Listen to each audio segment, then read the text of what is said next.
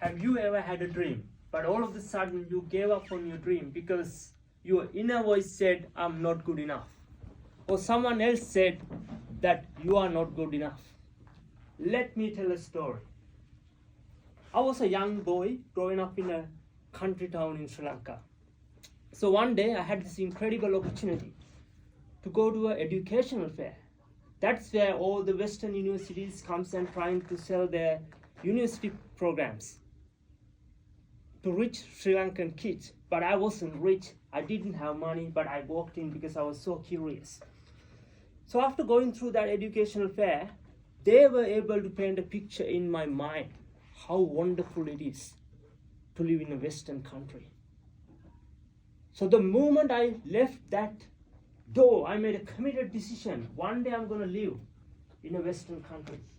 But I had no idea how I'm going to do that because I didn't have a penny in my bank account and I couldn't speak a word in English and I didn't know anyone in those countries.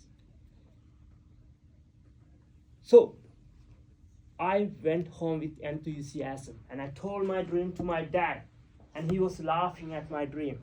Ha ha ha ha ha.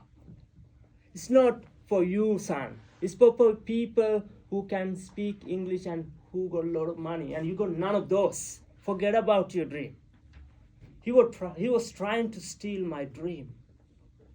But I went to the bed with that dream every single night. I saw myself in my imagination that I'm living in a Western country, walking around these beautiful beaches, having picnics in the park, going out in the nightclubs in the weekend, having a lot of fun. So I was looking for a shortcut to go to a Western country. So I saw this advertisement on the newspaper. They're saying, we will send you to the UK. No English needed. We do it within 2 weeks. And I was like, wow, this advertisement is made for me. I grabbed the phone, rang the guy, made an appointment. And he said to me that I have a plan for you. All you have to do is to marry my beautiful sister who's in UK. And he showed this photo of this stunning woman. I was like, what a deal. A visa and a posh wife. Get one and buy one and get one free kind of deal, right? So I ran home. I told this time to my mom. And he convinced my dad to give his own life savings.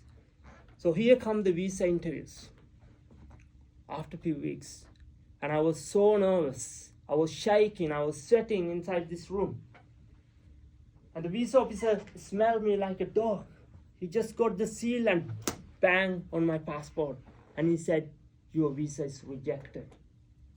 And my heart was broken into pieces. I went outside crying like a child and thinking how I'm going to deal with my dad this time. I failed miserably. I learned a lesson. The lesson was, there's no shortcut to success. There's no shortcut to success. So I made a decision that I'm going to learn English. And it's not about the visa that I'm getting. It's all about who I'm becoming. So I started to learn English in one of the best schools in Sri Lanka. It was so uncomfortable at the beginning. Just imagine this country boy trying to survive in the biggest city in Sri Lanka. But you know, you become who you hang around with, just like Mr. Jim Rohn says. So I started to speak broken English, and I started to dress like a city boy, and I started to fall in love with learning English. And I passed that English exam that I had to do.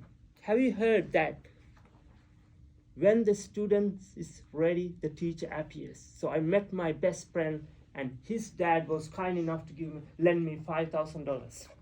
And I applied for the visa and got a student visa to Australia. And I was so excited. I ran home to tell my dad, but he didn't believe in me. He said, oh, he got probably scammed again. Don't worry, he will come back home soon. But I grabbed a taxi, rushed to the airport, trying to check in. But the lady at the airport, she's saying, you cannot go beyond this point because you got no visa. Oh my gosh, I felt like I got scammed again. I could see all the security guards gathering around me. But she called the visa office and found out I actually got a visa. You know what happened? By then, it took 24 hours for a visa to be activated, and I couldn't wait for 24 hours. So by the time the visa was sorted, I was too late for my flight. So I had to run for my flight. I was running like I was running for my life, because if I miss that flight, there's no way that I'm going to get another flight. I didn't have money. So I just made it to the flight just before it was taking off. But I still remember the feeling of my dream coming through when I was landing in Melbourne.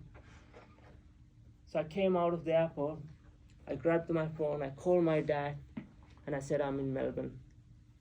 And he was crying, and I was crying.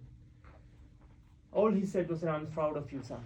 So that's my story. I know you have a beautiful dream in your heart, but never ever give up on your dream. You will fail hundreds of times, but failure is a failure when you give up.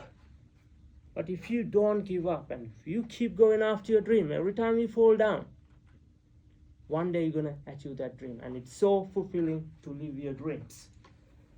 When it comes to dreams, I believe in one thing. Is if you can hold your dream in your head, and you can hold it in your hand one day. Thank you.